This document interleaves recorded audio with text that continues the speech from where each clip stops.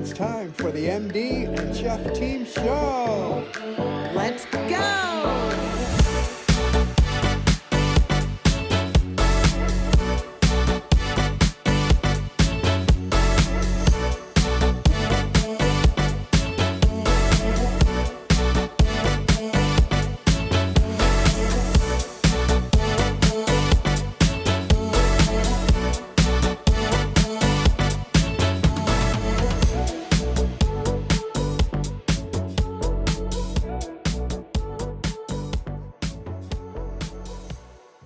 The content in this show is for informational purposes only.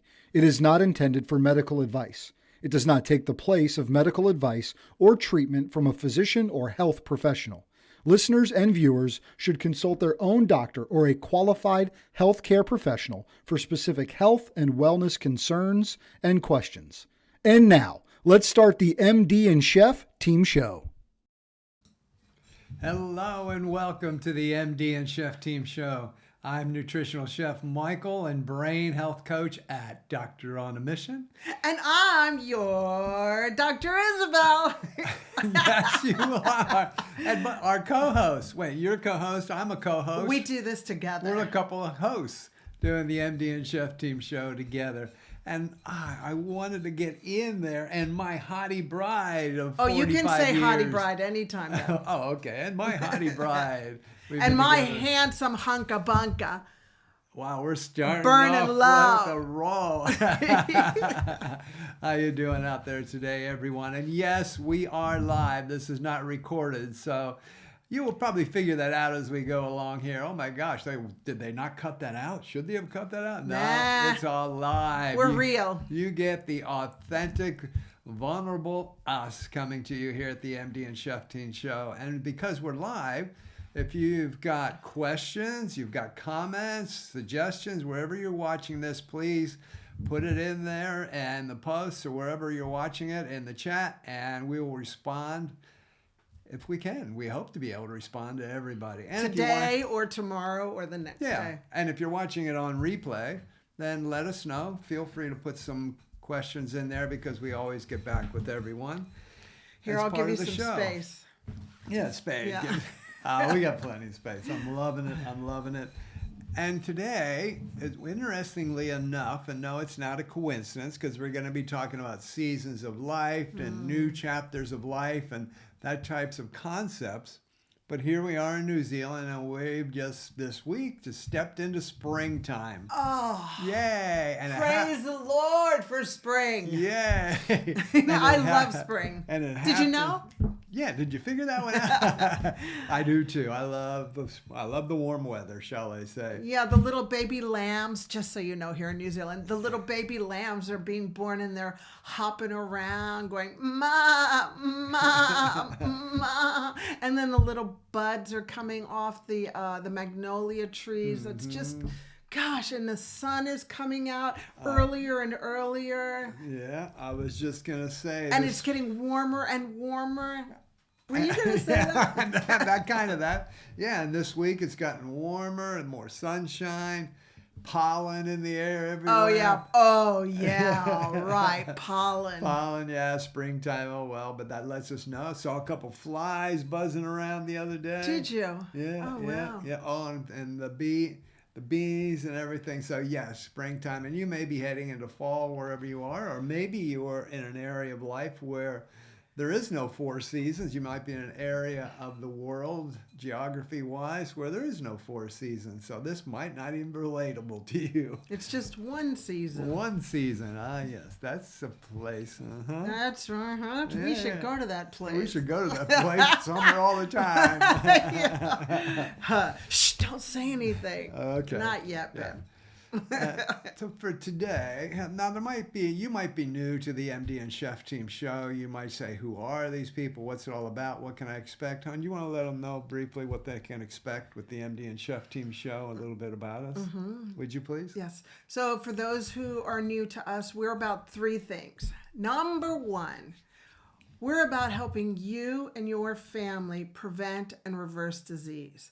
It is crazy for us to think that healthcare starts in a doctor's office. It does not. Healthcare starts right in your home, right where you are.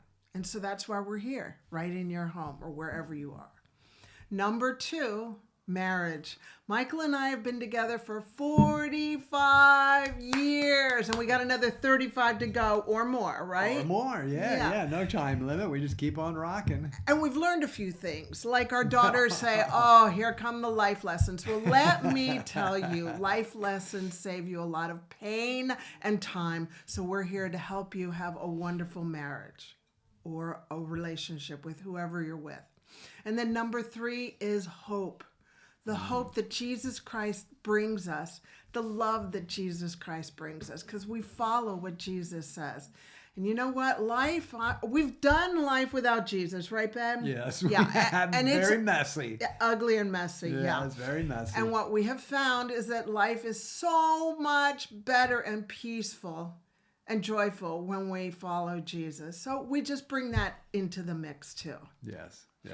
What are we going to be talking about today? Well, yeah, and I also want to say you were talking about life lessons and all that. You know, we continue to learn life lessons. Yeah, we're lifelong learners, right? Yeah, continually getting our life. We're passing some on, but we continually are getting them passed on to us too, every day.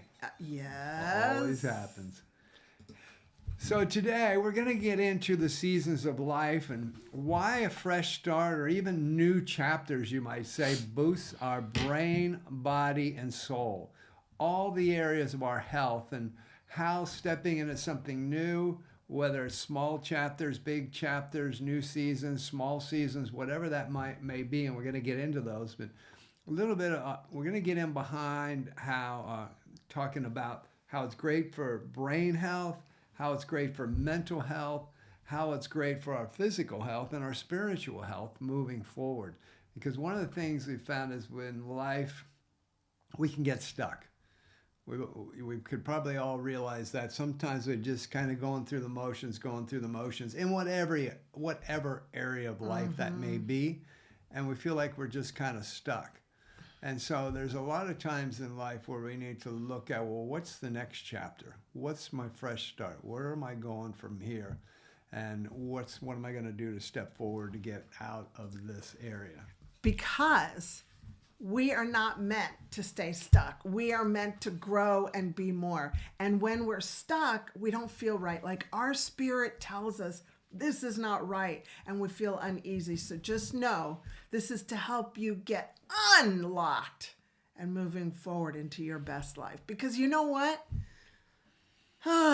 Life is so much better when you're chasing something. Right, Ben?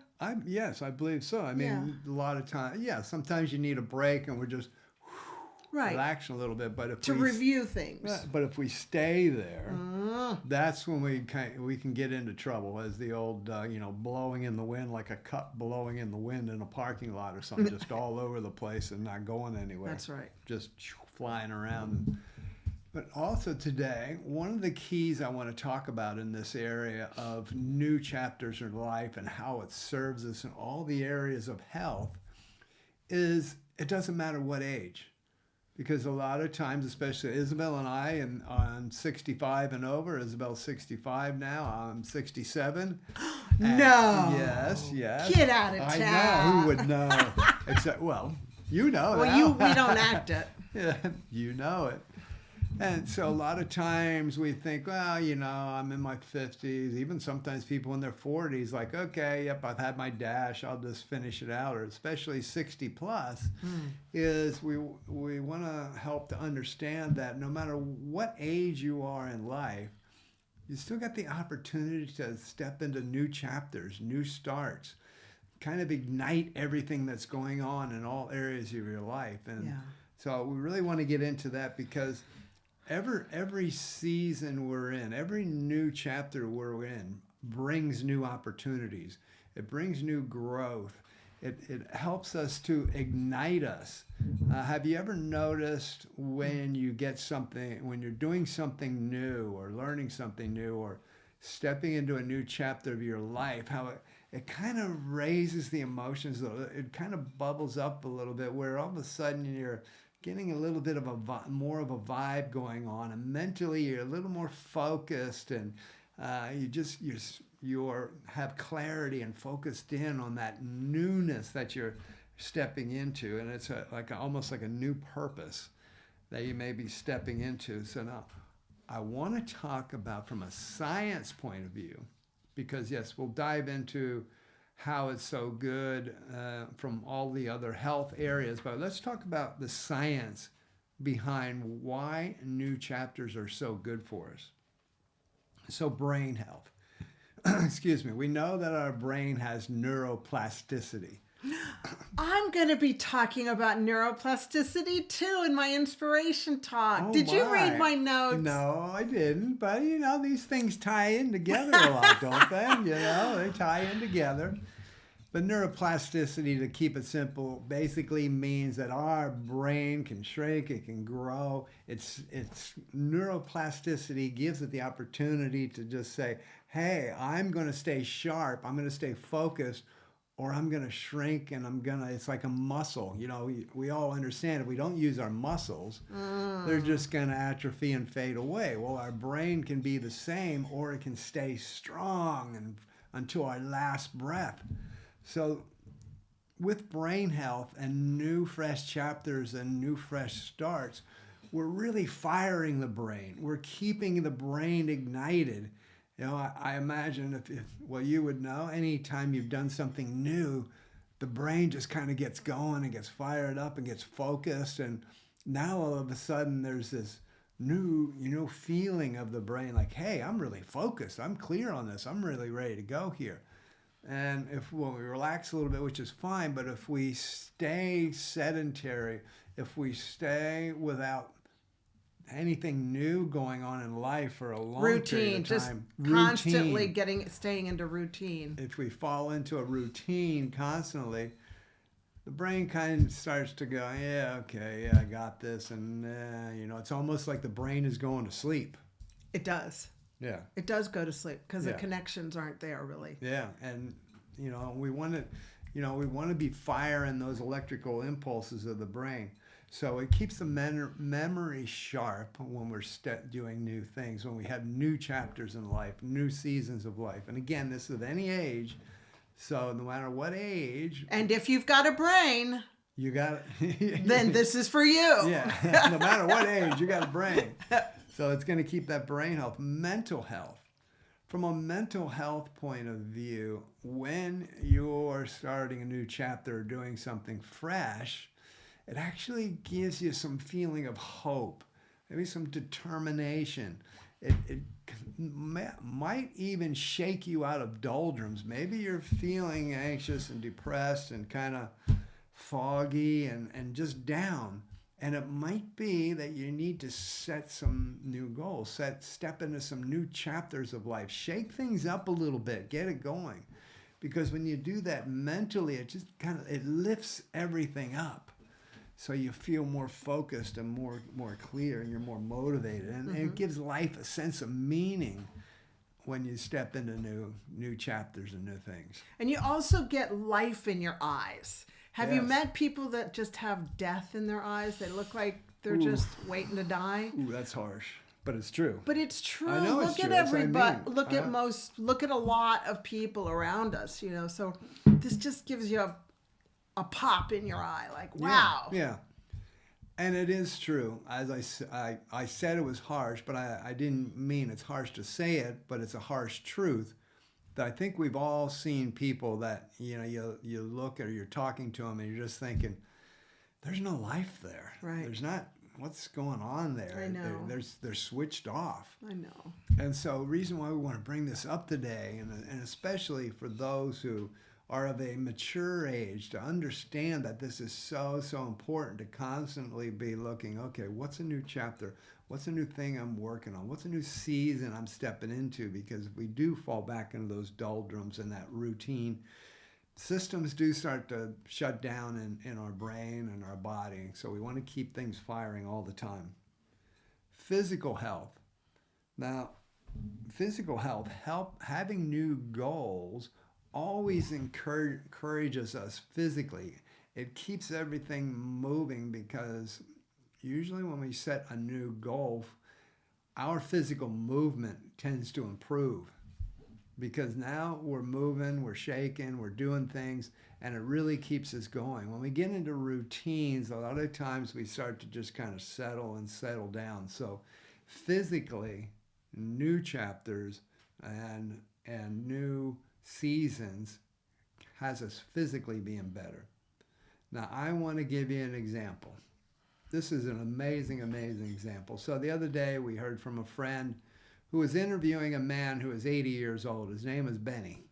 Mm-hmm. Now, Benny was, like I said, he was 80, but Benny was very, very unhealthy. He had diabetes. He was on 3 different kinds of insulin. 3 which I don't different even types of understand insulin. how that happens. Well, because people with high blood pressure can be on 3 or 4 types of blood pressure medication. The pharmaceutical companies are they gotta very figure it out. good Yeah. at figuring out what else to add.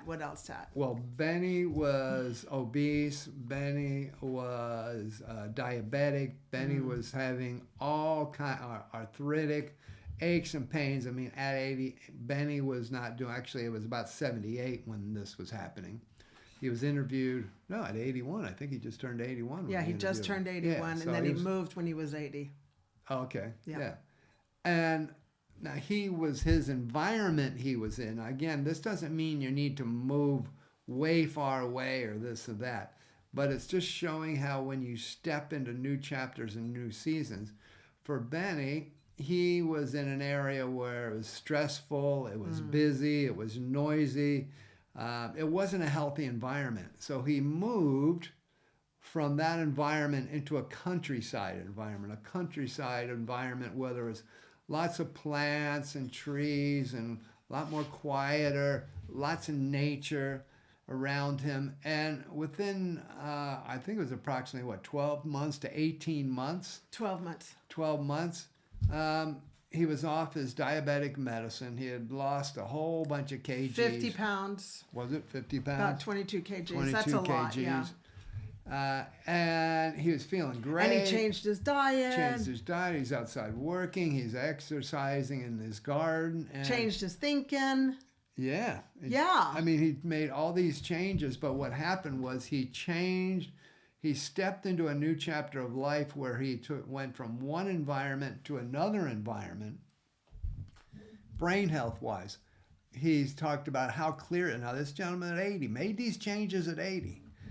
That brain health-wise, he's thinking so clearly. He feels like he's focused. His mind is working better than ever. His memory is really good. And he just feels, he had been foggy. He's not foggy anymore. Mental health, he feels so uplifted. The guy's smile on his face. He's like, I'm loving every day. And they asked him about, if he was worried about death and that. He's like, well, I know sooner or later I'm going to die, but I'm loving every day. I don't even think about it. It's going amazing. And he said, I'm living heaven right here. I'm living heaven on earth, just enjoying every day. And then physically, the turnaround from stepping out of disease to wellness in 12 months is amazing. So, I mean, whether you're 80, whether you're 20, you're 50, whatever it is, there's an example of stepping into a new chapter of life and just making some changes. And he changed his environment big time and then lifestyle habits. But it could just be some small changes for you. It doesn't have to be that big of a change, but what it did for him was truly, truly amazing. Just changing his life and changing his family's life, because now they've got a dad, a grandfather. He's I think he might be a great grandfather, but he's a grandfather who's healthy and is going to be around. So that's really a good thing, because there's some common lies out there, and one of the common lies, and we hear this all the time, especially from people 60 and over, is I don't want to listen. I'm too old. I can't do anything else. I just want to kind of fade away and die. No. It's too late for me. I've missed my chance in life. Nothing more I can do. And you hear that in people in their 50s too. I mean, it's happening more and more in today's world and younger and younger. Yeah, and younger and younger. And science shows that when people reinvent themselves, when they step into new chapters, it all turns around for them. All these areas of brain health, mental health, physical health, is uplifted and becomes way more positive in their lives and changes their lives for the best. It is so, so amazing. Here's a couple other examples I want to share with you. I wrote these down. So we probably all heard of Colonel Harlan Sanders, and he's the gentleman that's done KFC. He's the KFC founder. Yeah, but not the healthiest. Yeah, not the health. But yeah. let's just look at the Just story. looking at the story of the gentleman. And this is to understand when we say, oh, it's too late for me. Well, that was at age 62 when he started that whole KFC thing. And at 73, he sold it on and, lived out his life from there. But it was 60 plus where it all actually happened. KFC wasn't something of a guy that was like 40 years old. He was 62 plus. Here's a gentleman, his name is Harry Bernstein. He wrote books his whole life. That was his passion.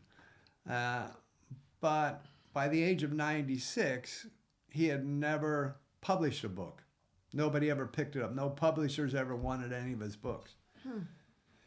He published his first book at the age of 96. It's called The Invisible Wall. And it was a bestseller, and he went on to write 3 more books that got published after that until the age of 101 when he passed away. First published book at 96, but he just never gave up. He always loved writing, and so it's like, yeah, okay, I'll keep going, and that was his first published book at 96. I love it.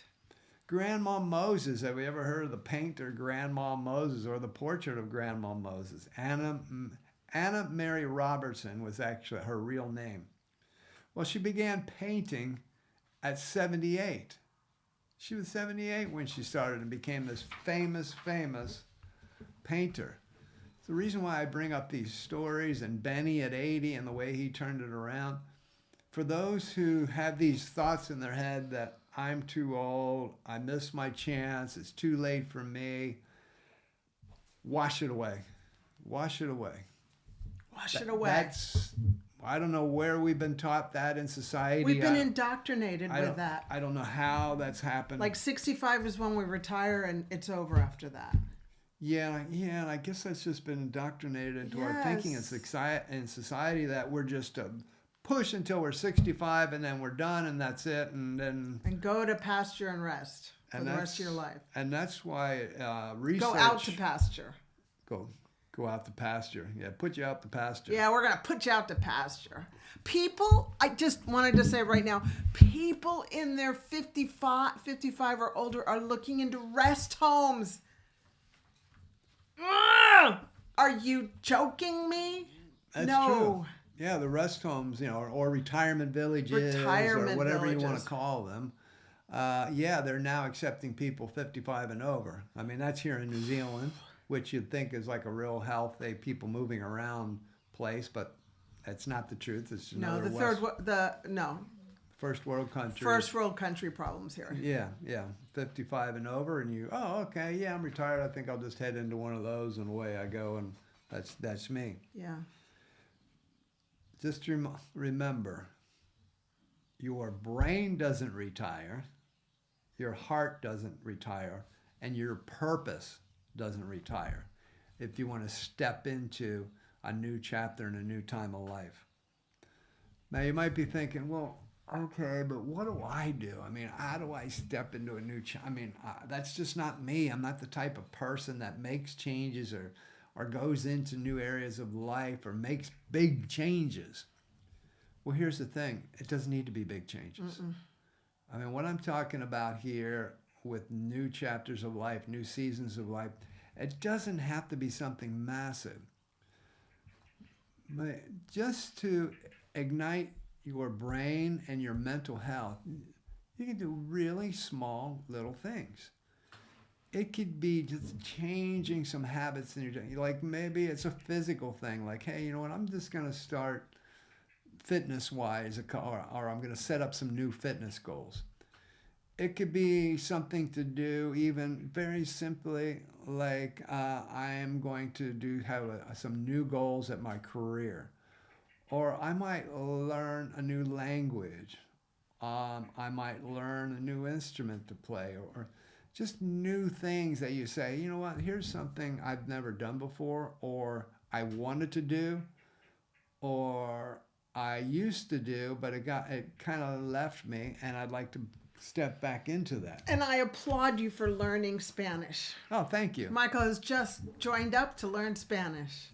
Yeah. ¿Qué tal, mi amor? No, I was like, oh, okay, we're getting into Spanish. Bueno, gracias. But I've been around it all my life with Isabel's Cuban family and her being fluent. So I pick up things, but I'm like, hey, it's a time of life for me now to pick up that second language. Why not? Because it's definitely igniting the brain and getting things going upstairs. But just to understand that what we're talking about here is possibly reigniting a passion that maybe you've had for a long time and it faded away. Reignite it. Start talking about it. Start thinking about, hey, okay, what can I do here as a new chapter? Possibly change your environment like Benny did when he moved from a very stressful area to some more tranquil area that helped out his health. Mm-hmm. It could be something like that, and learn something new. You might want to be somebody who says, I'd like to do some volunteer work. I'd like to be giving back in that area where maybe you do some volunteering or something. And just think about, you can be just taking small steps. I mean, a lot of times people, they're just setting a small goal, and then they think, oh, that's just a little one, this and that. Yeah, sure, go for the big stuff. You can go for the big stuff, but that doesn't have to be where you go if that's not your vibe. If your vibe is more of, I just want to try a few things here. Great. Then go for it. Step out, because what you're going to find is that's going to start to snowball a little bit and kind of start the thinking process of, what can I do? Where can I go? What can I achieve? And it's going to be so good for your brain health, your mental health, and your physical health. Because I want to... And you'll be happier. And you'll be happier. Because your mental health. You're alive. You're going for it. We're meant to go for more, to be more. Yes. And it does become momentum. Once you start a small snowball, then it gets bigger and bigger and bigger. Yeah. And who knows? You might write your book when you're 100. Yep. Take up painting. I've always wanted to paint. Yeah. Then take it up. I've always wanted to do this. Okay, well, I think I'll just take a first step and we'll see how it goes. Yeah. So I just want to reaffirm the health connection of why this is so important with new seasons of life, new chapters of life. New challenges bring brain plasticity. It is so good for the brain to keep it fired up, to keep it ignited, to keep it going and not allowing it to just fade away and atrophy like another muscle that's just not being used. For our mental health, when we have purpose and goals, it lowers our stress and actually helps develop some resilience in us because, let's face it, if you do decide to step out in a new chapter, do some new things, even if there's small steps, you're going to have to work through some things. That's just the way it is. Even those small steps, you will have bumps in the road, and that helps to develop your resilience along the way.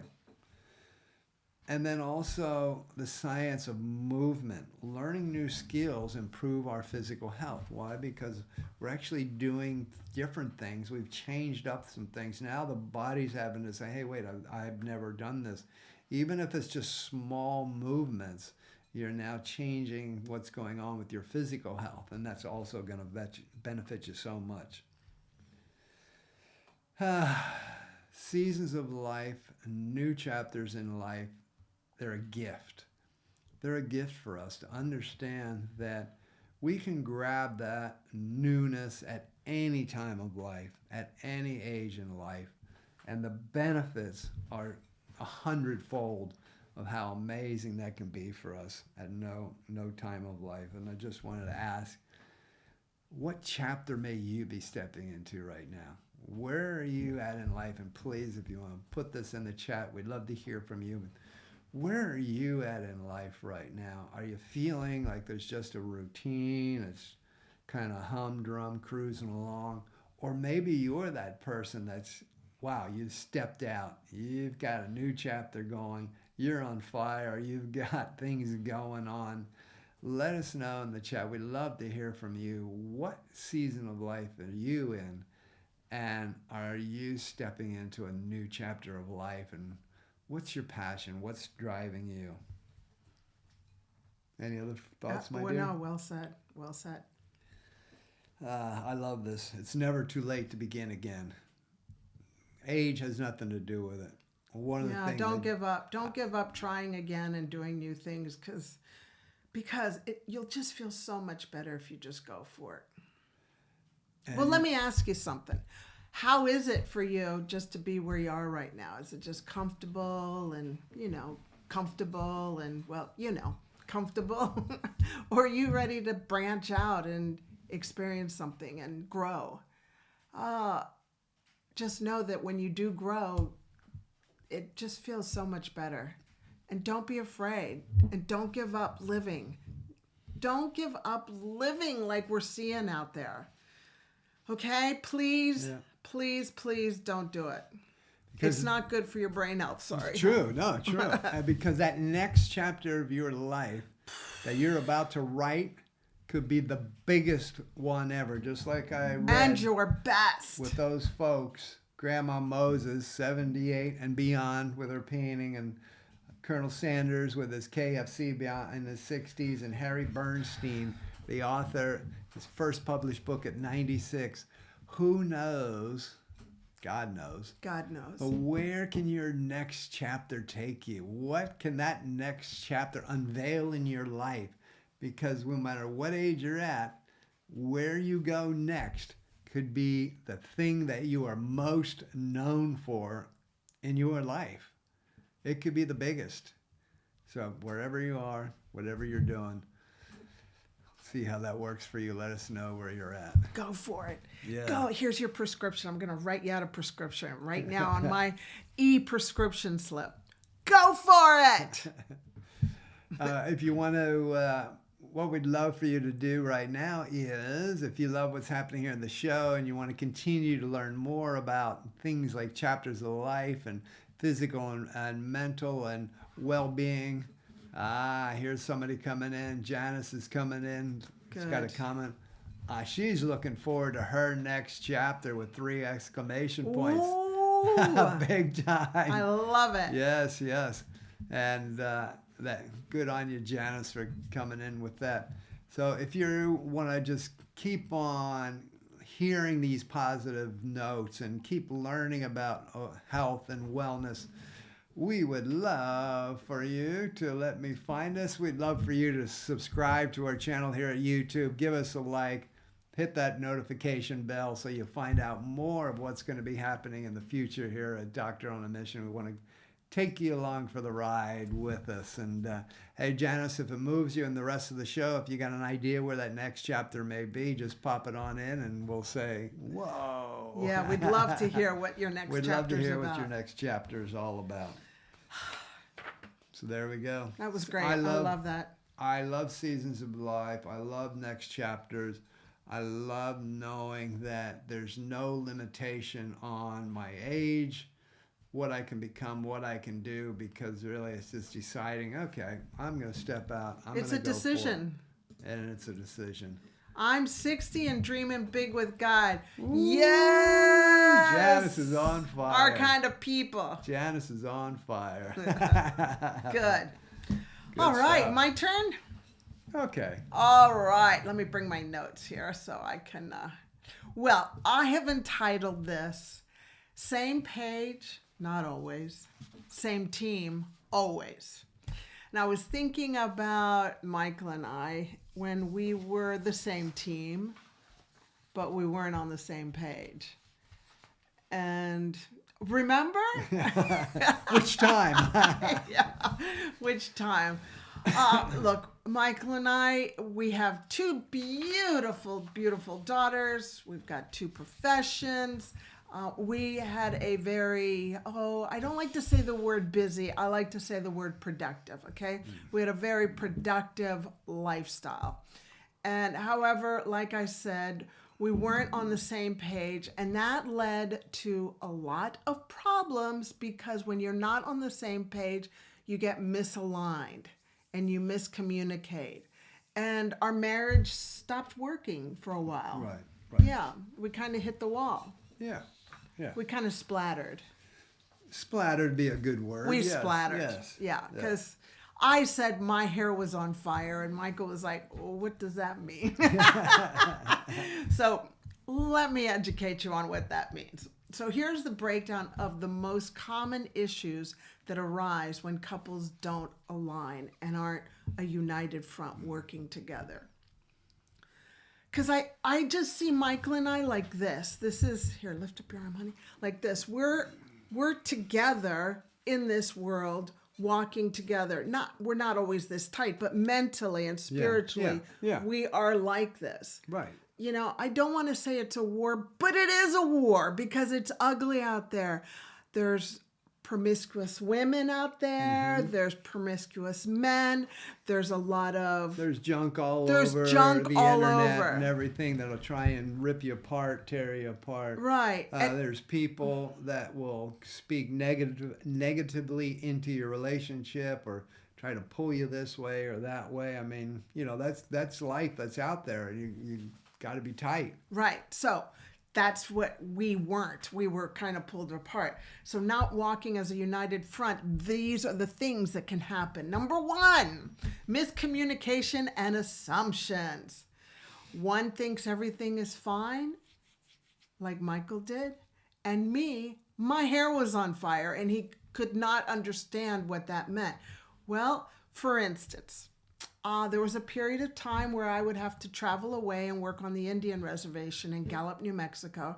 And I would be away for, I'd say, 6 weeks. And the kids were young. Michael was a stay-at-home dad. And I would drive 8 hours to get back home just to be with the kids and my husband. And as soon... this is a long time ago, but I still remember it, and I'm using it as an example, okay? It's okay. You're not that man anymore. I know. All right. I was an idiot. I didn't say that, but here's the deal. I admit it. I would get home, and Michael had his golf clubs ready, and he had the golf clubs in the car ready to go. As soon as I drove up the driveway, he'd say, okay, I'm going to go play golf. And I'm like, my heart was hurt. I was away for so many years, so many weeks, and he didn't want to connect. That hurt my heart. I felt there was a lot of miscommunication, and he should know. I assumed that he would know how I felt, that I just wanted to be with the family, but he just wanted to be away from us playing golf. So I'm glad we figured that out. Yeah. So another thing is just don't assume that the other person understands what you're thinking. You've got to speak it out. Another thing that was big for me is I'm Spanish. I need to be told how beautiful I am, how voluptuous I am, how much you love me. I mean that, but Michael is German, Dutch German. Like that's not in their DNA. But he's gotten a lot better. See, Michael and I have learned to do this together. He's not that man. I'm just pulling out, experiences from the past. Which is true. I mean, I had to learn how to be passionate and affectionate. Yeah, he did. Even though it was an inner thing. Like I came from a family where if somebody said, well, why don't you tell me you love me? It'd be like, what do you mean? What do you need that for? Of course I love you. I don't need to tell you. I told you last year. Yeah, that type of family is what I came from. And it wasn't a loving family. It was an extremely loving family. But it was just kind of the unwritten rule that you don't need to tell anybody. And so that was something I needed to learn. Yeah, and you learned it very well. After a while. You've done great, Ben. You get an A+. And then another thing when you're not a united front is different communication styles can impact the relationship. For instance, me. When I'm not understood, I get upset. And so my voice goes up and up and up. Michael, whenever he hears voice going up and up and up, he pulls back and shuts down. That used to make me wild.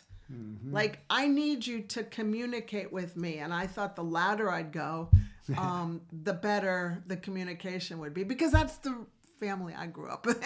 Yeah, the exact opposite of mine. Sometimes I have been accused by our daughters that I do yell at them sometimes when I'm talking.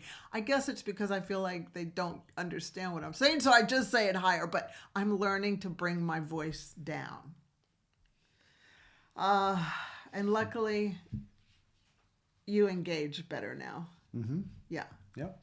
But that would really bring a lot of tension into our relationship. I mean, you could cut the tension in the room with, what is it called? With a butter knife? With a chainsaw. With No, a chainsaw. You need a chainsaw to cut. It was pretty heavy, huh? It was pretty thick. A third thing that can cause misalignment is financial stress. One is a spender, the other one is an investor, or worse, both are spenders. Yeah, that's really ugly. Michael and I used to be both spenders. We're not that anymore. We've learned. These are all life lessons that we've learned that we're sharing with you. Now we've gotten to the point where we understand the importance of budgeting and being investors. And there was a point where we had made a decision, okay, we're going to get really good and become a united front on this issue, where we signed an agreement that if the other person was going to spend anything more than $100, you'd have to get the approval from the other person. Now Remember that? Yeah, and that just sounds wild. Like people think, what? I mean, come on, gee. But that's what we needed to do. We had gotten to a point where we needed to do that. And I do want to say, with a clarification point, when you said we were both spenders, yeah, I wasn't necessarily a spender. I tried to be frugal with money, but because you were a spender, I was wimpy enough as a man at the time that I'm like, oh, well, you're spending money, I guess I'll spend money too. And I knew it wasn't right for me to do it. Yeah. But I only did it because I didn't have the backbone at the time to say, no, we should have better financial intelligence here. Mm-hmm. So I just wanted to clarify that, because it wasn't my natural thing to spend, but then I just kind of stepped into it and said, yeah, sure, okay, if we're going to spend, let's double down on it. Let's get really good at this. Yeah, which was even worse. And yeah. We hit the wall on that one, too. Yes. But that's okay. We've learned. Yeah, we have. Thankfully. And that's kind of like what happens. You become passive aggressive. Like, if you're going to do it, I'm going to do it. Like, right. Mine was a passive aggressive spending. Yeah. And it just was not good. Not good at all. So financial misalignment is one of the top causes of marital conflict. Yeah. Yep, we were there. And yep, we made it over the hump. Praise the Lord. The other one that I wanted to talk about is lack of emotional intimacy. Emotional disconnection grows when partners stop checking in or understanding each other's needs and just go full force with their lives. The kids, their professions. You need to check in. You got to check each other's temperature. Doesn't have to, you kind of like can pick up on me. Yeah, and I can pick up on you. Yeah. But that comes with time and discussion, right? Yeah, definitely. And you can end up living together like strangers or roommates. And that happened to us for a period of time. And I didn't like it. You didn't like it. And we were like, no, this has got to change. Yeah. And that happens in today's society with busyness. Just the busyness of life. We can become emotionally unattached, especially when you have young kids, and now you're both, there's careers going on and young children and running all over the place and stress and these things going on, and you just become emotionally detached to each other. And so that's really what I believe is an art and skill of a solid relationship, of staying together, is learning how to remain emotionally intimate with each other. Not just intimacy as far as sexually, but emotionally intimate over time with each other. Because that really takes work. Because life and its busyness is going to try and pull you away from each other. And then that's when we can get into trouble too. Because then when we become emotionally detached in a relationship with each other, then that emotional intimacy could find itself somewhere else out there. And that's where that type of stuff happens. So What, extramarital affairs? Yeah, where you find it's that emotional attachment out there somewhere else. Exactly. And so what can happen is when you're not connected like this, then you will go and get connected with somebody else, because we are wired to be connected. That's why we love marriage so much. Because it's a connection, it's a commitment, like we're going to make this work. And it can happen with the kids or without the kids, right? Oh, yeah. And at any point in life. Yeah, at any point. And if you're not connecting, here's what can happen. You can start getting bitter.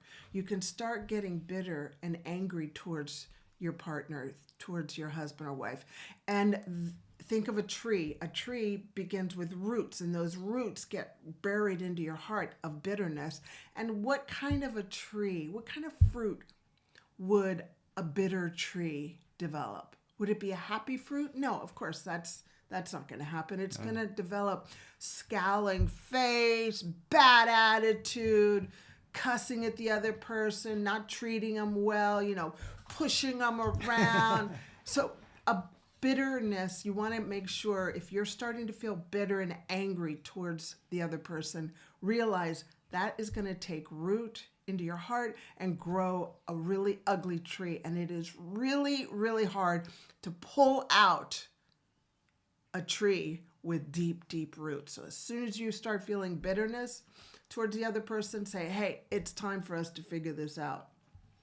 Or else you're going to end up in divorce, or you're going to end up in extramarital affairs, or being passive aggressive. Like you kind of were. Yeah, it was. Yeah, it was. But we didn't realize it until we kind of crashed. But that's okay. We crashed, and that was just the door. We got the wind blowing. It's a beautiful spring day. The last one is repetitive argument. You said crash, and then we crashed, and the door crashes. Oh, there you go. That was sound effects. Let me push the button for the sound effects. Another issue when you aren't on the same page and aren't as a united front, you have the same argument over and over and over again. You set goals and you start off together with those goals, but then one goes off one way, the other goes the other way, or one continues on with the goals and looks at the other person and they're way off in the other end.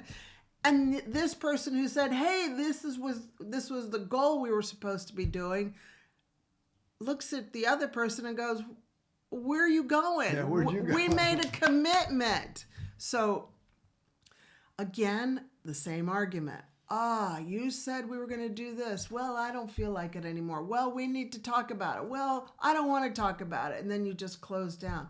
So when you're not aligned on core issues, and I'll name a couple of the core issues that Michael and I have learned to be aligned on, like, for instance, family, finance, health, fun, future, and our faith.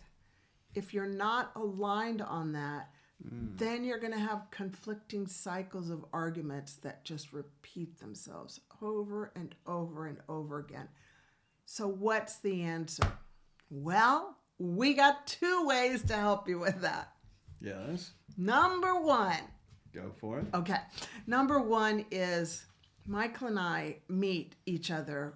I mean, we're with Every each other day. all the time, but we meet each other specifically on a Saturday before we take off our 36 hours for fun. And before that 36 hours of takeoff to rest, we go through our calendar on Google and we see what are the things we have to address this week. We just go 1 week at a time. Oh, do you have that? Okay, great. I'll put your initial to that.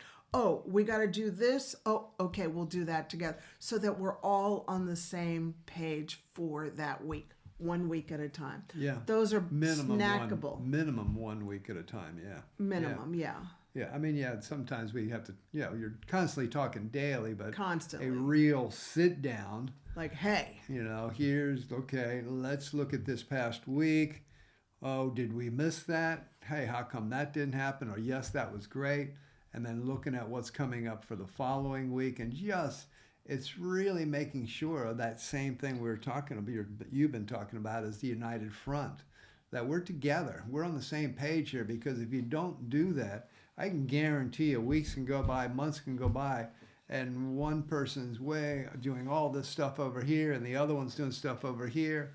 And then you all of a sudden you look up and you go, why is nothing getting done? I mean, why did none of this ever come together? Why aren't we reaching our goals? Or why are we feeling detached from each other and these types of things? It's really, really important to make sure coming together at a minimum that once a week where you just sit down and have time to reflect, refresh, look at what's coming up and make sure, again, you're on a united front from week to week. Here's what we're doing.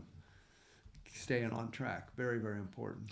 And also that once a week get together is a wonderful time to bring up an issue that had it happen during that week that kind of ruffled your feathers, because you don't want to bring up something that upsets you right at the time. You want to give it time to settle so that you don't react. I'm speaking to myself. So that you have time to let it settle and you don't react. You're responding at the 1 week meeting. Hey, this happened. This is how I understood it. Do you think we could do this differently? Or do you think you could talk to me differently? Or do you think you could cook me a better meal? Because I really did. I don't think that happens here. That does not happen. But How dare you keep cooking me meals every day? I mean, gee. But you catch my drift. Yes. It's a good time to unravel, make sure we're all on the same page and the meals we're going to be preparing for the week.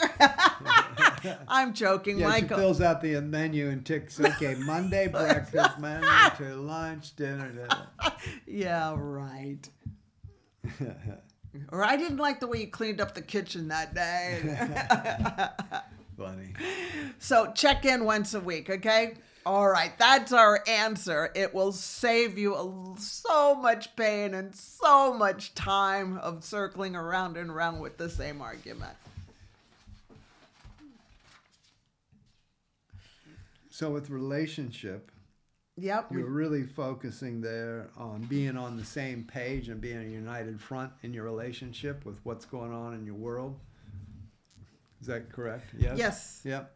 So I just wanted to say, let us know in the comments for you if there's something that you feel is really working for you in your relationships and the way things are working well, or maybe there's some struggles you're happening with. Just staying on a united front with your spouse, your partner, whoever it may be, even if it's a relative you're working with or something. What might be struggles that you have that is keeping everything united and keeping you on the same page? And if you're doing fantastic in that area, you got some suggestions too. We'd love to hear it, because drop them in. We're only using our 45 years, and I can guarantee you there's people who have more experience than us. Yes. We got experience, but it's not. There's a lot more out there. There's still more to go. So we'd love to hear from you. Good or bad, whichever way it's going for you on your united front. Yes. So what do you got for us now, my dear? Well, here's the last drop. It's the inspiration section. And I have called it the power of self-talk and neuroplasticity. And you brought up neuroplasticity, so I'm going to expand on that. Okay? I think it's a good one. So, as a lot of you know, my self-talk was terrible when I was growing up. And I'm talking about for the first 60 years of my life. And as a lot of you know, I had serious bouts of anxiety and deep, dark depression. And it was ugly, and I didn't realize it, that I was talking to myself so mean. Yeah. But that's what I grew up with. Yeah. Yeah. And, what you're surrounded by, that's what's inside your brain. Until I came across 2 quotes by James Allen that really shook me up. Number 1 is, as a man thinketh, so is he. As a woman thinketh, so is she.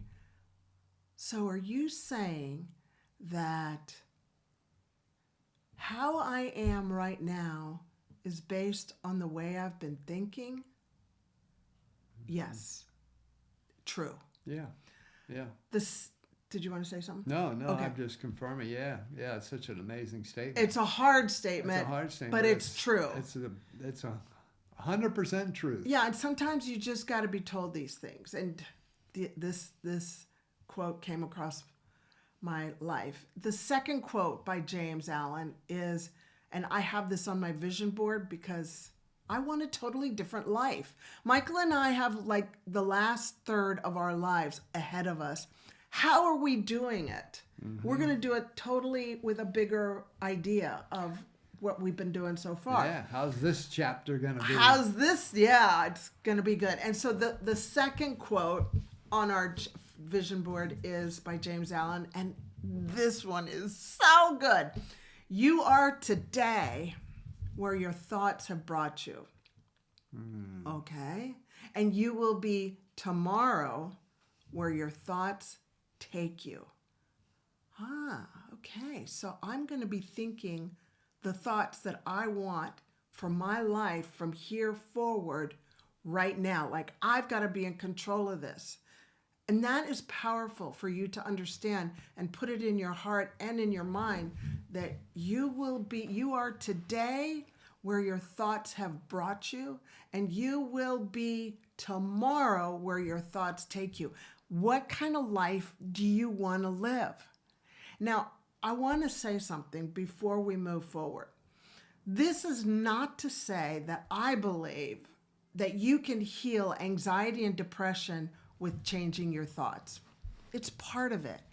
But as a functional medical doctor, I have come to the understanding that there's several pillars that you need to address to have good mental wellness. And that we don't have a mental illness issue in this world. We've got a brain health issue. And when we learn how to take care of all the pillars that support our brain health, we will eliminate mental illness. Mm-hmm. I am telling you, like a doctor, this is the new frontier in medicine. Understanding that anxiety and depression is not a Prozac deficiency. It's not, but that's what I was trained to understand. Yes. And I was given that medication for anxiety and depression. Our mental wellness is based on good brain health by understanding that it's based on nutrition pillar, exercise pillar, hormone pillar, gut health pillar, sleep pillar, faith pillar, and managing your self-talk, which is the pillar that we're dealing with right now, okay? Mm-hmm. So I wanted to make sure everybody's not like, oh, I just have to talk to myself nicely and my anxiety and depression are going to be gone. No, it's a bigger part of that, okay? So just wanted to teach you that. Yes, it is big. So I learned on my walk with God and with my experience with anxiety and depression about neuroplasticity. And I just love God. He is so smart. Of course he's smart. He made the whole wide world, right? And everything in it. But the more I understand it, the more I'm like, Papa, you are so intelligent. He's probably like, yeah, I know, girl. I created you. Yeah. So he developed the power of neuroplasticity. What is neuroplasticity? Very simply, it's your brain's ability to make new connections. It's your brain's ability to make new connections. Now, when I was growing up to be a medical doctor, your brain was thought to be one way and you couldn't change it. That is no longer the truth. The new truth is you can create new connections, and if you focus on those connections and not on other connections, the other connections die off. It adapts to whatever you practice. MIT researchers showed that when one connection strengthens with repetition, nearby connections dissolve. Nearby connections weaken. You know, we always hear repeat. And Michael is so good with me with the internet and everything that I have to learn with IT, because he knows I need to repeat. And then I understand. So thank you. It's that thing called patience. Patience. Patience helps with neuroplasticity. So this shows that patterns that you repeat the most take priority. If you repeat the same habits of eating well, it's your new normal. Your body's like, wow, I feel good. This is what I'm going to be doing for the rest of my life. Right. And then when you go off and you feel terrible, the new connections are like, well, of course you're going to feel terrible because this is a new connection. Just saying. Yep. So repetition rewires your brain, and it tells you whether this is working or not. Now, exercise, you had talked about exercise. Well, exercise is really neat because it increases this hormone in your brain called BDNF. That's brain-derived nerve growth factor. And when we exercise, it helps make these connections stick, and they stick faster. Who doesn't want a brain with good connections that are helping you live your best life? You? It's so important. Me? Well, it's your number one muscle in your brain. Guess what? It controls everything. Yeah. There's nothing that doesn't move or do anything without your brain controlling it. And that's why we love being brain health experts. Yeah. Because we all have a brain. Let's take good care of it because it runs the show. Oh, I'm breathing without my brain. No, your brain is controlling it. Now, the brain doesn't judge whether what you repeat is good or whether what you repeat is bad. It doesn't judge. It just does the connections, okay? It just wires them together with repetition. If you smoke cigarettes, well, then guess what? That's the connection. That's your go-to. I'm going to smoke a cigarette. If you don't smoke cigarettes and you create another habit like drinking water, then the connection of smoking cigarettes detaches and weakens, and then the connection of drinking water can get stronger. It's what you repeat over and over again. I smoked for 41 years. No, I didn't smoke for 41 years. I smoked for 26 years, and it took me 41 times to quit smoking. I know there's a 41 and a 26 in there, but flip it around. And it took a lot of repetition, those 41 times, because I would give up repeating the not smoking, and I'd start smoking again. And so that connection started going. And luckily, I don't smoke anymore. I'm so excited. However, I do have a lot of grace for people that smoke because I know how hard it is, because the tobacco company makes sure that they put in lots of good chemicals that get you well addicted. So I encourage you to break those chains, break those connections. You can do it.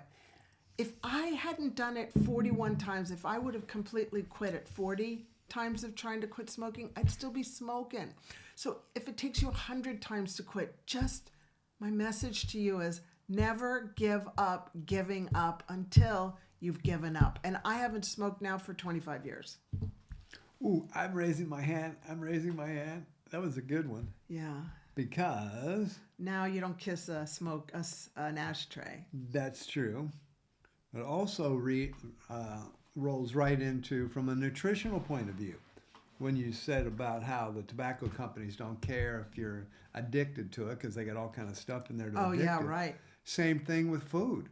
You know, if you're addicted to Doritos or, you know, some kind of corn chip or whatever it may be, if you're addicted to it, well, again, we have to rewire the brain, because guess what? Those food companies have rewired your brain. They have scientists that have figured out how can we get people addicted to this food that they always wanted and they're always craving it. So just like the tobacco companies, which the tobacco companies own a lot of the food companies now. They made the big switch when tobacco became uncool. And it's like, oh, okay, now we just go over to food. That they've got you addicted to foods where, you know, again, this goes back to what Isabel's talking about. Same thing as quitting cigarettes. You got to rewire your brain as to what it's going to be responding to. Right. Is it going to be responding to health?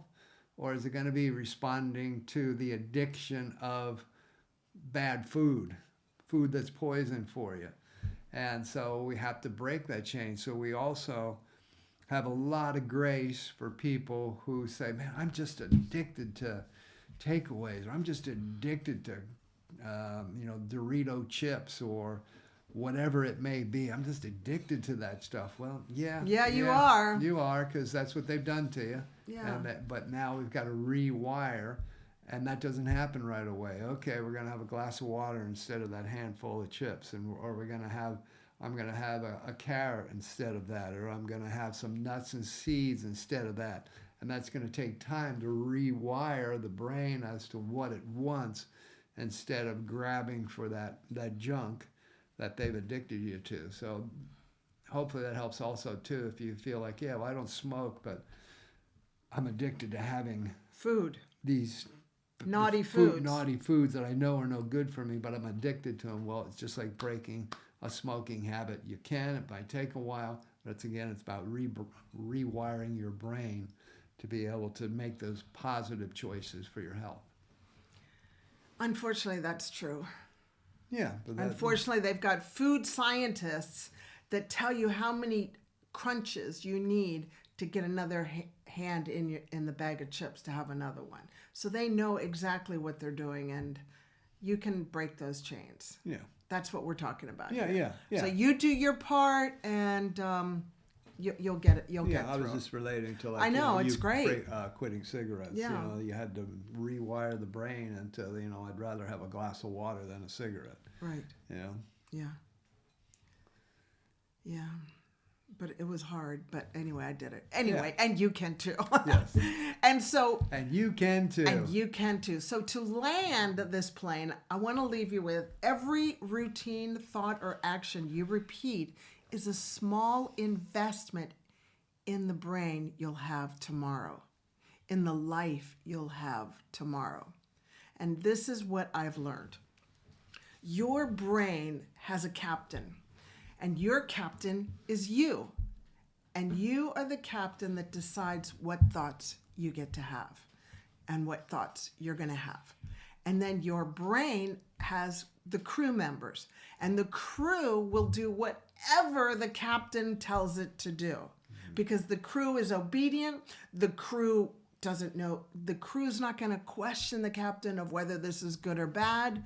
The Holy Spirit will probably nudge you a little bit, but the crew will not question you. They're very obedient. So let me give you an example. The captain says, I'm upset and I'm going to go eat a bag of chips. Well, guess what? The crew goes, we're going to eat a bag of chips. They start eating a bag of chips. Like, they give you the okay. Okay, we're going to eat a bag of chips. We're going to eat a bag of chips. We're going to eat a bag of chips. The crew's not going to go, yo, captain, that's the wrong thing to do. No. That's not what the crew does. The captain determines what the crew is going to do.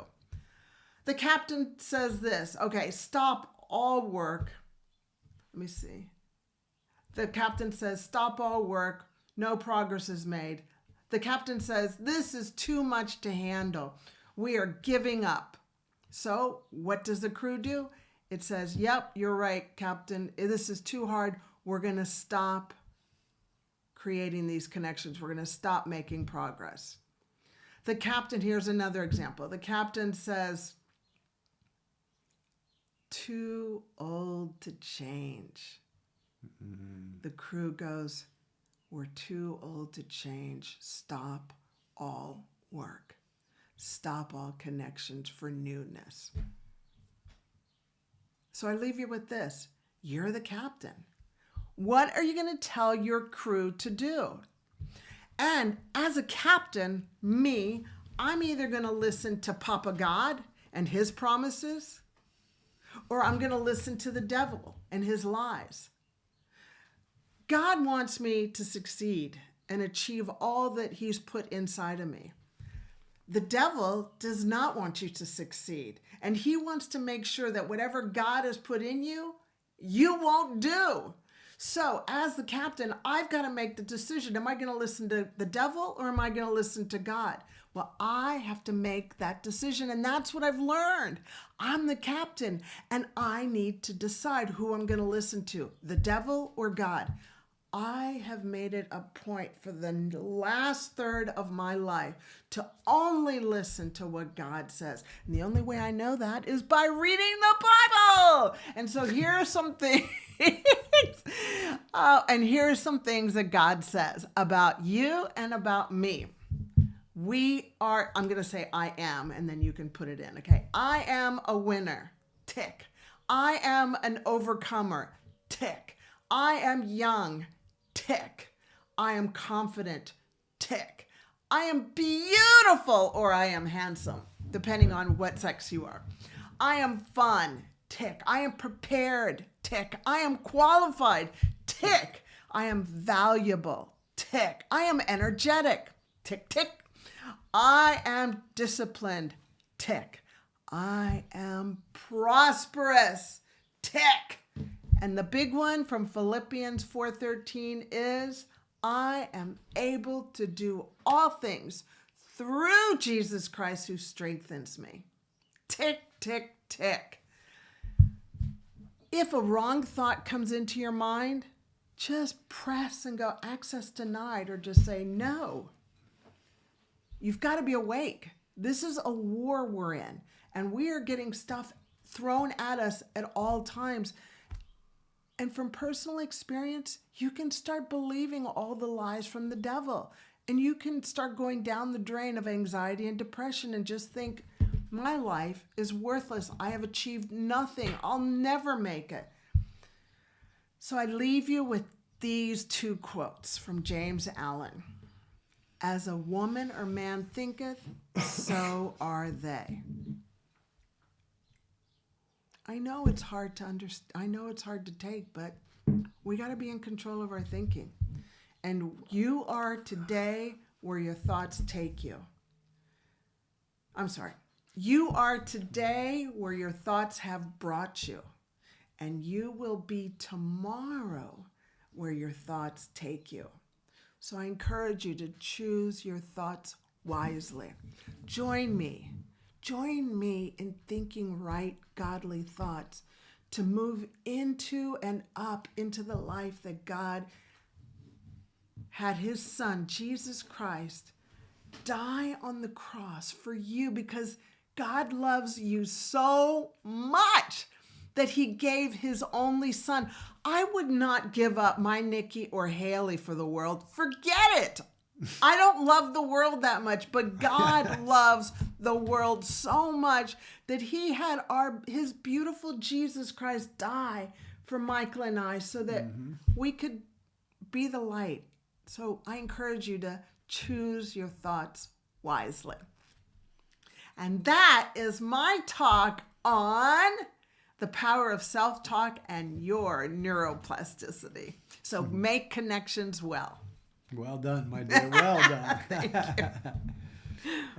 So to wrap it up today, I wanted to bring you back to our coaching today, talking about new chapters of life and new seasons and why it is so good for your brain health, your mental health, and your physical health. Just so you know, age has nothing to do with it. No matter where you are in life, whether you're 25, 45, 85, through the examples we've talked about today, just know that if you decide to step into a new chapter of your life, It's up to you to write it, and this could be the most amazing, amazing chapter of your life you've ever written. But until we step into it, we don't know. So we wish you fantastic, successful new chapters. And if right now you're not quite ready for that, we acknowledge that. That's okay. It's a season, right? It's You a got to have season. that season It might be in a you. season of just sitting. Yeah. But when you decide and you want to step out into a new chapter, this may be the most exciting time ever in your life. And that you can do it. You can do it. If no matter it's your what age. season. Hey, just before we go, just you can see us on social media, on the main social media channels. I like Instagram, Facebook, LinkedIn. We'll just look for @Doctoronamission. That's where you'll find us. And also the website is www.doctoronamission.com if you want to learn more about us, find out what's happening in our lives on a daily basis, or you can learn more about our coaching and courses at doctoronamission.com. Thank you so much for joining us today. We look forward to seeing you on the next episode of the MD and Chef Team Show. Bless you very much. Mwah. God bless. Bye-bye. Bye-bye. If you're part of that 70% who haven't subscribed yet, well, hit that subscribe button and the notification bell so you can come along with us. Give us a like. Thanks.